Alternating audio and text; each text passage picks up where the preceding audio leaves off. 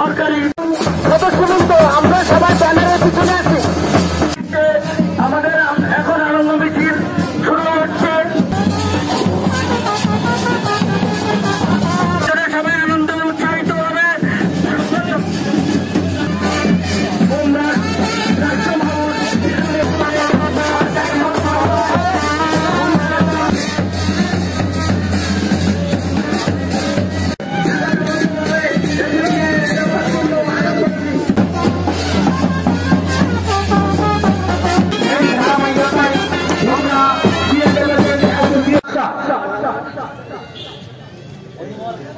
সম্মানিত সভাপতি জনাব মোহাম্মদ আবু হাসান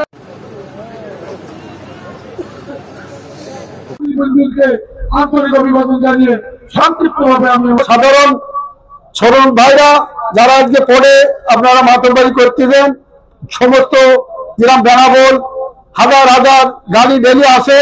আমাদের পোর্ট আজকে যখন সরকারি কাস্টম অনুমোদন হয়ে গেছে, আমরা যেন এই পোর্টে বেনাবলের থেকে ডেভেলপ হয়, এই বলে আমি আমার বক্তব্য শেষ করছি। আসসালামু আলাইকুম।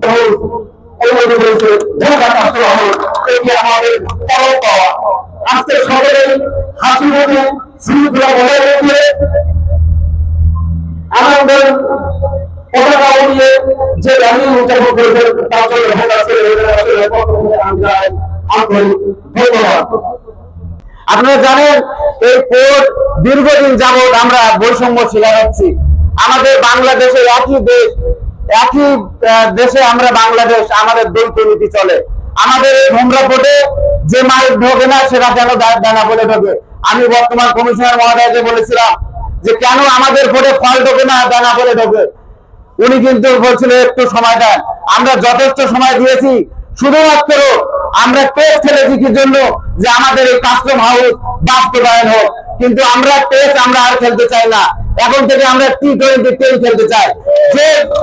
যে আইপিএল জানা বলে আপনারা আমাদেরকে হয়তো ভদ্র মনে করেন, কিন্তু আমরা আইন বুঝি না এরকম মনে করবেন না।